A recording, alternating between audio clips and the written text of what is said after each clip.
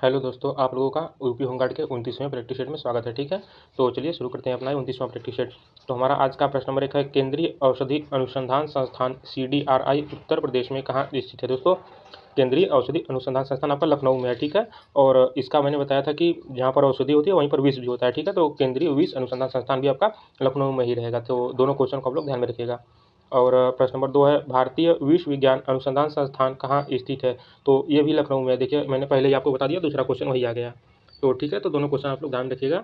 और प्रश्न नंबर 3 है हमारा, भारतीय चारागाह एवं चारा अनुसंधान संस्थान उत्तर प्रदेश के किस जिले में है। दोस्तों, भारतीय चारागाह एवं चारा अनुसंधान संस्थान आपका यूपी के झांसी जिले में है। दोस्तों, ठीक है। और प्रश्न नंबर 4 है, केंद्रीय पक्षी अनुसंधान संस्थान उत्तर प्रदेश में कहाँ स्थित है। दोस्तों, केंद्रीय पक्षी अनुसंधान संस्थान आपका यूपी के इज्जत नगर में है। दोस्तों, ठीक है, बरेली जिले के इज्जत नगर क्षेत्र में। तो इसे आप लोग ध्यान में रखिएगा। प्रश्न नंबर 5 है, भारतीय सब्जी अनुसंधान संस्थान उत्तर प्रदेश के किस जिले में है। दोस्तों, भारतीय सब्जी अनुसंधान संस्थान आपका यूपी के वाराणसी जिले में है। दोस्तों, ठीक है। और ये जो आप लोग इसका शॉर्ट फॉर्म देख रहे हैं ना, इसको भी आप लोग थोड़ा सा ध्यान में रखिएगा। कभी कभी ना ये हिंदी वाला नाम नहीं देकर के शॉर्ट फॉर्म दे देता है, तो उसको भी आप लोगों को माइंड में रखना है। प्रश्न नंबर 6 है, भारतीय गन्ना अनुसंधान संस्थान कहाँ स्थित है। दोस्तों, भारतीय गन्ना अनुसंधान संस्थान आपका लखनऊ में है। ठीक है। और प्रश्न नंबर 7 है, भारतीय दलहन अनुसंधान संस्थान यूपी के किस शहर में है। दोस्तों, भारतीय दलहन अनुसंधान संस्थान यूपी के कानपुर में है। दोस्तों, प्रश्न नंबर 8 है, राष्ट्रीय चीनी अनुसंधान संस्थान कहाँ स्थित है। दोस्तों, राष्ट्रीय चीनी अनुसंधान संस्थान कानपुर में है। और प्रश्न नंबर 9 है, केंद्रीय कांच एवं सिरामिक अनुसंधान संस्थान यूपी में कहाँ है। दोस्तों, केंद्रीय कांच एवं सिरामिक अनुसंधान संस्थान यूपी में बुलंदशहर के खुर्जा में है। दोस्तों, ठीक है, तो इसे आप लोग ध्यान में रखिएगा। काफ़ी अच्छा प्रश्न है। प्रश्न नंबर 10 है, गोविंद वल्लभ पंत सामाजिक विज्ञान संस्थान कहाँ स्थित है। दोस्तों, गोविंद वल्लभ पंत सामाजिक विज्ञान संस्थान आपका प्रयागराज में है। ठीक है। और प्रश्न नंबर 11 है, गरुड़ शक्ति सैन्य अभ्यास भारत और किस देश के बीच होता है। दोस्तों, गरुड़ शक्ति सैन्य अभ्यास आपका भारत और इंडोनेशिया के बीच होता है। ठीक है, तो ये काफ़ी अच्छा क्वेश्चन है, युद्धाभ्यास से प्रश्न आते हैं दोस्तों, इसे आप लोग थोड़ा सा ध्यान में रखिएगा। और प्रश्न नंबर 12 है, मित्र शक्ति युद्ध अभ्यास भारत और किस पड़ोसी देश के बीच आयोजित होता है। दोस्तों, मित्र शक्ति युद्ध अभ्यास आपका भारत और श्रीलंका के बीच होता है। ठीक है, तो ये भी अच्छा प्रश्न है, ये भी पूछा जाता है, इसे भी माइंड में रखिएगा आप लोग। प्रश्न नंबर 13 है, संप्रीति अभ्यास भारत और किस देश के बीच होता है। दोस्तों, संप्रीति अभ्यास भारत और बांग्लादेश के बीच होता है। ठीक है। और प्रश्न नंबर 14 है, सूर्य किरण युद्ध अभ्यास किन दो देशों के बीच होता है। दोस्तों, सूर्य किरण आपका भारत और नेपाल के बीच होता है।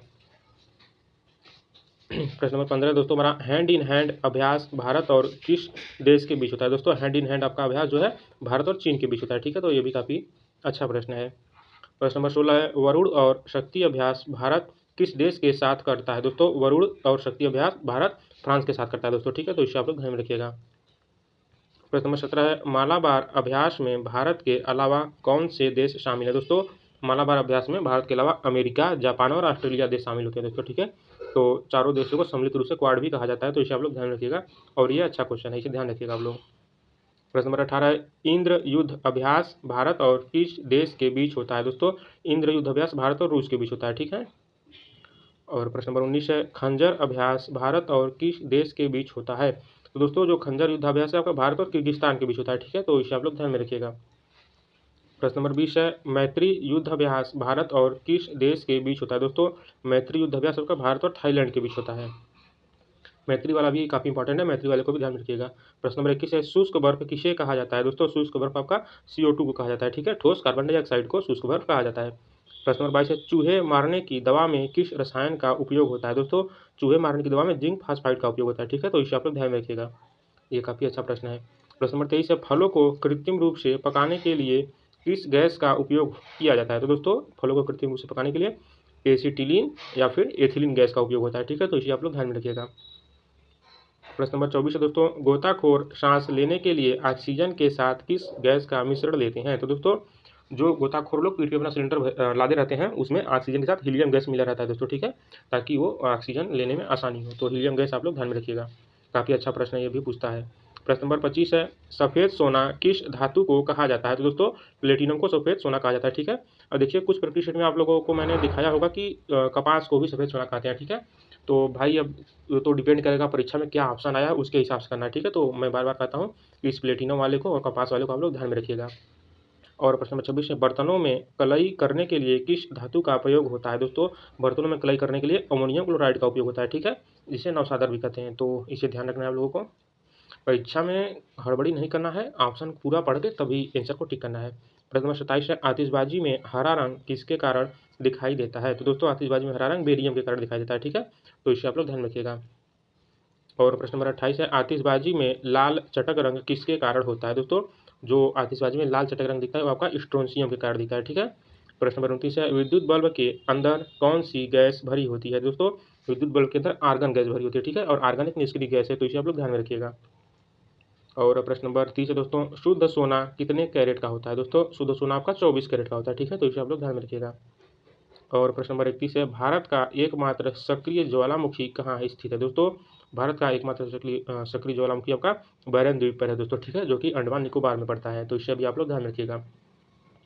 प्रश्न नंबर 32 है दोस्तों, पाक जलडमरू मध्य किन दो देशों को अलग करता है? दोस्तों पाक जलडमरू मध्य आपका भारत और श्रीलंका को अलग करता है दोस्तों, ठीक है, तो इसे आप लोग ध्यान में रखिएगा। प्रश्न नंबर 33 है, भारत की सबसे लंबी तटरेखा वाला राज्य कौन सा है? दोस्तों भारत की सबसे लंबी तटरेखा वाला राज्य गुजरात है, ठीक है, तो इसे आप लोग ध्यान रखिएगा, और ये क्वेश्चन भी अच्छा है, पूछा गया है काफी बार। प्रश्न नंबर 34 है, अरावली की सबसे ऊंची चोटी कौन सी है? दोस्तों अरावली की सबसे ऊंची चोटी गुरु शिखर है, ठीक है, और ये आपका राजस्थान में पड़ता है, तो इसे भी आप लोग ध्यान में रखिएगा। प्रश्न नंबर 35 दोस्तों, सेवन सिस्टर्स में कौन सा राज्य शामिल नहीं है? दोस्तों सेवन सिस्टर्स में आपका सिक्किम शामिल नहीं होता है, ठीक है, तो इसको भाई कहा जाता है, ठीक है, सिक्किम को भाई कहा जाता है, बाकी और 7 राज्यों को सेवन सिस्टर कहा जाता है, ठीक है, और सभी सेवन सिस्टर्स का नाम आप लोगों को कमेंट बॉक्स में लिखना है, ठीक है, तो देखते हैं कौन सही लिखता है और कौन गलत।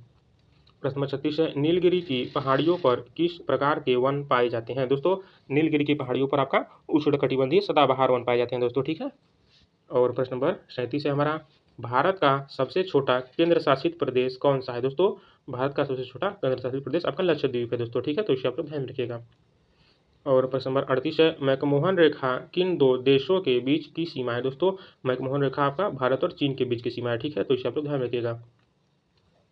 प्रश्न नंबर 39 है, रेड क्लिफ रेखा किन दो देशों के बीच है? दोस्तों रेड क्लिफ रेखा आपका भारत और पाकिस्तान के बीच है, ठीक है, तो इसे भी आप लोग याद रखिएगा। प्रश्न नंबर 40 है, भारत के कितने राज्य समुद्र तट से लगे हुए हैं? दोस्तों भारत के कुल 9 राज्य समुद्र तट से लगे हुए हैं, ठीक है, तो ये अच्छा प्रश्न है, इसे आप लोग ध्यान में रखिएगा। प्रश्न नंबर 41 है, होमगार्ड स्वयंसेवक का मुख्य नियंत्रण अधिकारी जिले में कौन होता है? दोस्तों जिला कमांडेंट आपका जो है कि मुख्य नियंत्रण अधिकारी होता है, ठीक है, और यही आप लोगों की ड्यूटी निर्धारित करता है कि आप लोगों को कहाँ पर ड्यूटी करना है।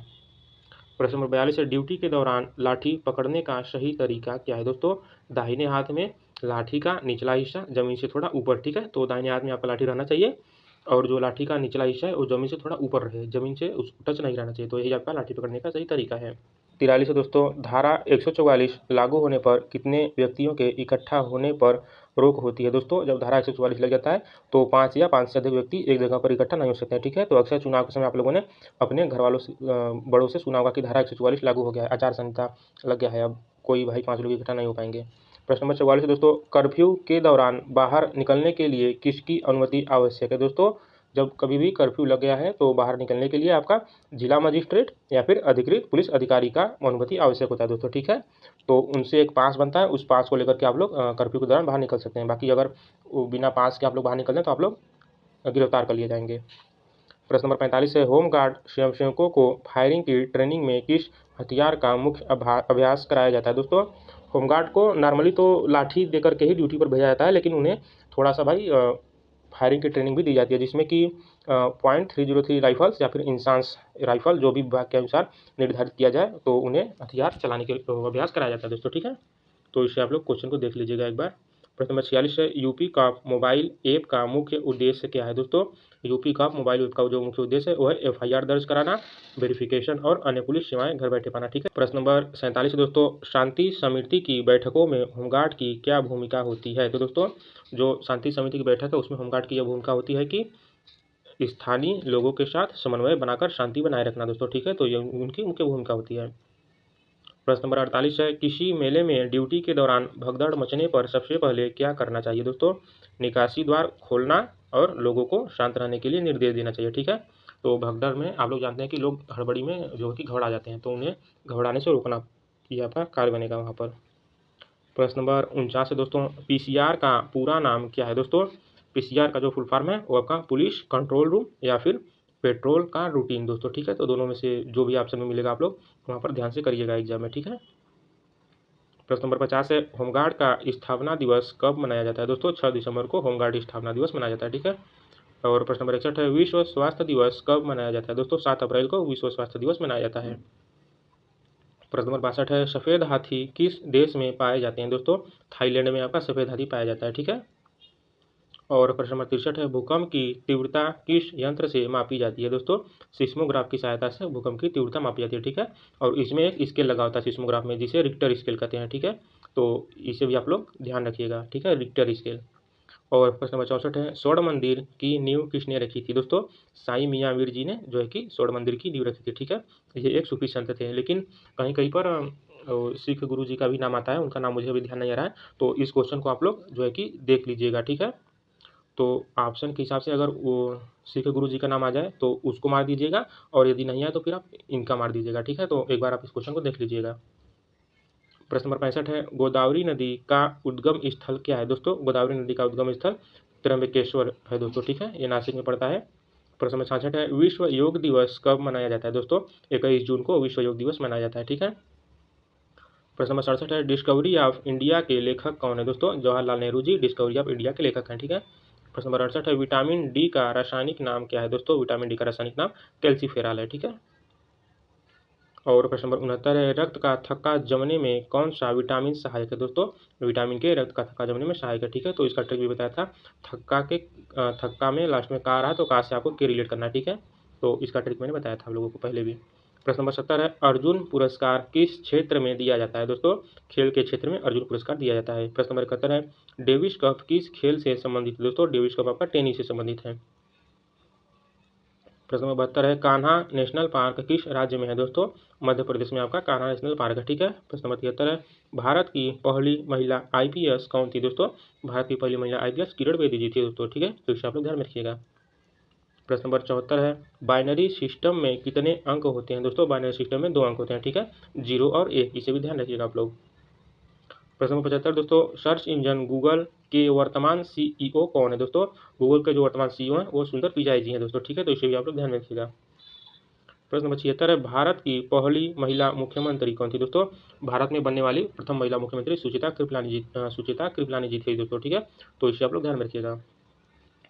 प्रश्न नंबर 77 है, वायु दाब मापने वाला यंत्र दोस्तों? वायु दाब मापने वाला यंत्र आपका बैरोमीटर है दोस्तों, ठीक है। तो इसे आप लोग ध्यान में रखिएगा। प्रश्न नंबर 78 है, माउंट एवरेस्ट फतह करने वाली पहली भारतीय महिला दोस्तों? बछेंद्री पाल जी जो है कि माउंट एवरेस्ट फतह करने वाली प्रथम भारतीय महिला है दोस्तों, ठीक है। और प्रश्न नंबर 79 है, संतोष ट्रॉफी किस खेल से संबंधित है दोस्तों? संतोष ट्रॉफी आपका फुटबॉल से संबंधित है। और प्रश्न नंबर 80 है, अमरनाथ की गुफाएं कहाँ स्थित हैं दोस्तों? अमरनाथ की गुफाएं आपका जम्मू कश्मीर में है दोस्तों, ठीक है। प्रश्न नंबर 81 है, लौह पुरुष किसे कहा जाता है दोस्तों? सरदार पटेल जी को लौह पुरुष कहा जाता है, ठीक है। और काफ़ी अच्छा क्वेश्चन है, पूछा भी आता है, इसे आप लोग ध्यान में रखिएगा। प्रश्न नंबर 82 है, कुतुब मीनार का निर्माण किसने पूरा करवाया दोस्तों? कुतुब मीनार का निर्माण इल्तुतमिश ने पूरा करवाया था दोस्तों, ठीक है। और प्रश्न नंबर 83 है, बिहू किस राज्य का प्रसिद्ध नृत्य है दोस्तों? बिहू आपका असम राज्य का प्रसिद्ध नृत्य है, ठीक है। प्रश्न नंबर 84 है, विश्व मानवाधिकार दिवस कब मनाया जाता है दोस्तों? 10 दिसंबर को विश्व मानवाधिकार दिवस मनाया जाता है। प्रश्न नंबर 85 है, सबसे छोटा महाद्वीप कौन सा है दोस्तों? ऑस्ट्रेलिया महाद्वीप सबसे छोटा महाद्वीप है। और प्रश्न नंबर 86 है, रेबीज किसके काटने से होता है दोस्तों? पागल कुत्ते के काटने से रेबीज होता है, ठीक है। और रेबीज अभी तक इसका कोई जो है कि इलाज नहीं बन पाया दोस्तों, इसे भी आप लोग ध्यान में रखिएगा। रेबीज का एकमात्र यही इलाज है कि समय रहते आपको 24 घंटे के अंदर और रेबीज का इंजेक्शन लगवा लेना है, ठीक है। और हमारा जो अगला प्रश्न है, प्रश्न नंबर 87, इनकलाब जिंदाबाद का नारा किसने दिया दोस्तों? भगत सिंह जी ने इनकलाब जिंदाबाद का नारा दिया था दोस्तों, ठीक है। देखिए हसरत मोहाने भी कहीं कहीं मिल जाएगा आप लोगों को। कुछ क्वेश्चन ऐसे हैं जिनका 2-2 आंसर आता है, तो आप लोग भाई ध्यान से करिएगा, कई दिन से मैं कर रहा हूँ, ठीक है। तो यहाँ पर देखिए लोकप्रिय बनाया, इसलिए मैंने लिख दिया है। तो आप लोगों को एग्जाम में भाई अपने सोच समझ से करना है, ठीक है। प्रश्न नंबर 88 है, ऋग्वेद में कुल कितने मंडल हैं दोस्तों? ऋग्वेद में कुल 10 मंडल हैं दोस्तों, ठीक है। और प्रश्न नंबर 89 है, इसरो का मुख्यालय कहाँ है दोस्तों? इसरो का मुख्यालय बेंगलुरु में है, ठीक है। प्रश्न नंबर 90 है, विश्व साक्षरता दिवस कब मनाया जाता है दोस्तों? 8 सितंबर को विश्व साक्षरता दिवस मनाया जाता है। और प्रश्न नंबर 91 है, उत्तर प्रदेश का राजकीय वृक्ष क्या है दोस्तों? यूपी का राजकीय वृक्ष अशोक है, ठीक है। और भारत का पूछो तो भारत का बरगद बताना है, ठीक है। प्रश्न नंबर 92 है, भारत की सबसे लंबी नदी कौन सी है दोस्तों? भारत की सबसे लंबी नदी गंगा नदी है, ठीक है।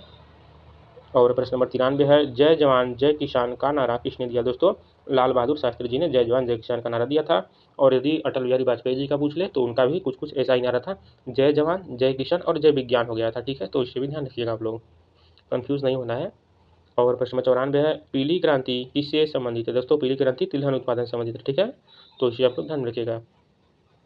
प्रश्न नंबर 95 है, भारत का सबसे बड़ा गुरुद्वारा कौन सा है? दोस्तों स्वर्ण मंदिर भारत का सबसे बड़ा गुरुद्वारा है। ठीक है, और प्रश्न नंबर 96 है, यूआरएल का पूरा नाम क्या है? दोस्तों यूआरएल का जो पूरा नाम है जो है यूनिफॉर्म रिसोर्स लोकेटर दोस्तों। ठीक है, प्रश्न नंबर 97 दोस्तों, इंसुलिन शरीर के किस अंग से निकलता है? दोस्तों इंसुलिन आपका अग्न्याशय से निकलता है दोस्तों। ठीक है, और बाकी जिसको मधुमेह हो जाता है तो उसको इंसुलिन का इंजेक्शन रोज लगता है। प्रश्न नंबर 98 है, स्वराज मेरा जन्म सिद्ध अधिकार है, किसने कहा? दोस्तों बाल गंगाधर तिलक जी ने ये नारा दिया था कि स्वराज मेरा जन्म सिद्ध अधिकार है और मैं इसे लेकर रहूंगा। प्रश्न नंबर 99 दोस्तों, टिहरी बांध किस नदी पर बना है स्थित है? दोस्तों तो टिहरी बांध आपका भागीरथी नदी पर स्थित है दोस्तों। ठीक है, तो इसे आप लोग ध्यान रखिएगा। और हीराकुंड बांध महानदी पर है।